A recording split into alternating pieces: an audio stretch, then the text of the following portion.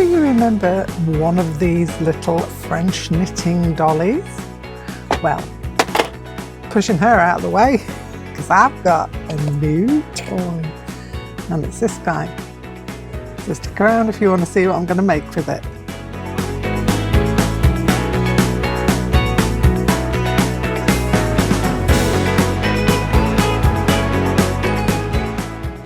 Welcome to a cookie corner of YouTube, and welcome back if you are a regular visitor. Today I'm going to be having a look at making icord. Now, not to knock these beautiful things, they're great to start off with, to learn how about icords put together. It's what we did as kids. You used to end up with like long rows of things that you didn't really know what to do with. But now we've got a better idea of what to do with them. And so I've upgraded from this to this, which is the Caydo Icord Pro. I am not sponsored by Caydo in any way, shape or form. I bought this with my own money. I did quite a bit of research. I was looking at different types of crank machines, because you can get the ones that you crank, which is another good option as well if you want to try this.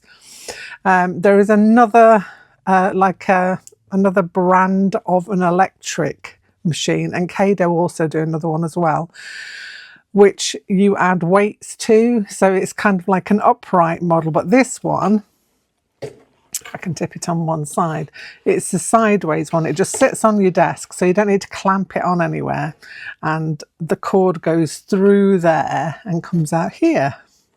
And it doesn't need weights because it comes through these little cogs at the back here. That's where you put your yarn through there. That's where it comes out, and that keeps the tension on it, and it just gathers up in a lovely little pool at the side of you. So yeah, I did quite a bit of research before I put some money into this. It was on a deal when I got it at the time. The smaller machine and this one wasn't so much on the deal, so I thought I'm just going to go for it, bite the bullet and have a go. And so far I'm really glad I did. So I'll show you a couple of the things that I made with. I've only had it for a couple of days, so I've actually dived straight in, and I'll show you a couple of the things that I made with it. So the machine comes with a little kit of things, including this double-sided hook, and also it's got a little end there with an eye in it that you can thread yarn through. I find that's better for threading the machine, but I'll show you that in a while. It also comes with 2 balls of 25-gram yarn that you can try to have a go with, which is what I did. And this is what it comes out like, which is a really nice, neat, uniform looking piece of icord, which is great. Now, one of the things that you might have seen around on the internet lately is the wired words. So who had to have a go? Me, I did. Hello. This was a very first attempt without any template, so I just went for it basically. I had some aluminium wire and I thought I'm going to go for it. And I managed to create this without too much problem at all. So I thought, oh, that's quite nice, because you can do children's names to go in their rooms and things. I thought that looked quite nice, and I've got a few people that I could do that for as well, and just general little signages that you can hang up. So that impressed me, but I didn't want it just to be for something like this. With the amount of money I spent, I needed it to be worthwhile for something else. And so my idea was I was going to run off a whole hank of yarn and see what I could do with it when I run it off. That's basically my thought. I had no other thought in my head other than to see how much I could churn out to start off with. So I got a 150-gram ball of Elvis yarn from Yarnsmiths. It was like in a cake, which, by the way, is the best method of putting your yarn through this. You want something that's going to run smoothly, and cake yarn does do that. So that's something to bear in mind. So with that in mind, I ran off my whole host. I think it was 30 meters I got from the 150-gram ball. And then I thought, well, what can I do with it? It's a whole length of like just I-cord. And I thought, what am I going to do with this? And then it struck me. I thought, oh, maybe I could try and make some kind of like a neck warmer thing. And the next thought that came into my head was finger knitting. I know I had a student at school who taught me how to finger knit. Strange, isn't it? I was teaching them how to knit with needles, and they taught me how to do finger knitting, which was a blessing because it meant that I could make something like this. So let's take that back out again. Will it go out? No, I'll have to lift you up. So this is what I ended up with. Obviously it was just a one long length, and I've just fastened it together like that at the end just to close it. And then it just goes round your neck in like an infinity circle kind of job and keeps your neck warm. And you can put it in all kinds of different various ways. You could have it like that, or I don't know. Anyway, I just think it's real fun. And I've got a whole host of ideas of this, but I'm just going to take you through another one that I'm going to make today, because I've been digging through I have been down that proverbial rabbit hole, and I've been through all of my stash, and I was picking out things and thinking, oh, this will go through, oh, this will go through. And I found a nice yarn I thought would go through really well, and it's this Cabaret double knitting. It's a style craft one, and it knits up to double knitting, I think. I think that's what it is. That's the details on the back of there. Well, I got a few of the, I got two of these actually, and a bit. This is my bit. So I'm going to do 150 grams through the I-cord machine and then finger knit it into this. So if you want to hang around with me and make one for yourself, or just find out what I've been up to, then keep watching. So here she is. This is the upgraded Knitting Nancy. I'm going to call her Nancy anyway. Why not? She's going to do some knitting, so why not? So this is the machine that is going to do all the cord for me. It's by Caydo, and I've been seeing it around for a bit, and I thought, no, I'm not getting that. And then I caved in because I actually saw how quickly that it would put together cord for me. Obviously with the original Knitting Nancy, it's not going to cut the mustard because of the amount of cord that I actually need. So I bit the bullet, and this is going to come in really handy because I've got some good ideas of things to make with it. I think originally I saw the wired letters, and I thought that's really nice, but I needed it to be for more than just doing some wired letters, you know. So I've really got lots and lots of ideas in my head, but for this one it's just a little scarf that we can knock up really quickly. So I will thread it up, and yeah, we'll get some cord on the go. So for this one I have got some Cabaret double knitting style craft. It's kind of got a nice little metallic sheen to it, and I've got 2 balls of that in 100 grams. The one that I showed you right at the beginning was 150 grams. It was an Elvis, a Yarn Smith's Elvis double knitting.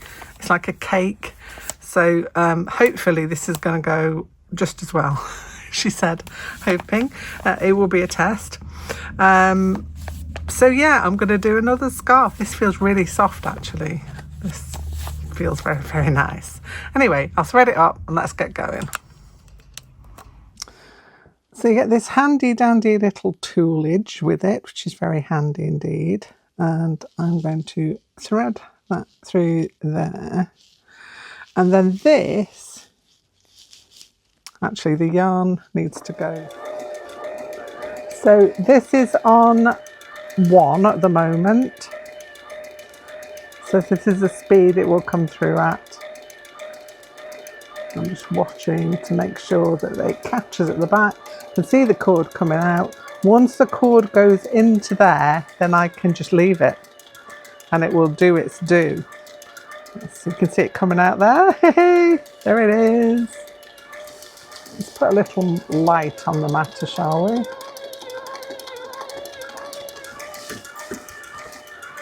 Yeah, I need to make sure that my yarn is running freely. With the cake it was easy. Also with this it should be easy as well. I can just let it do its due. It's just going to keep going. Look at that! Look how cute! So lovely. I'm obsessed. Now what I can do is I'll just, in a moment, I'll just let this dangle off the desk and it'll gather in a lovely heap for me to continue with in a bit. That's great. So I'll just leave that there for a minute, keep running. This will just going down this side and dangle off. And I don't need to do anything with it now. I don't need to have weights on the end because that's all dealt with by this little mechanism here. And let's up the speed, shall we? The only thing I've got to keep an eye on is that the yarn's running freely. That's the only thing I need to look at. So let's take it up and it starts pumping out quicker.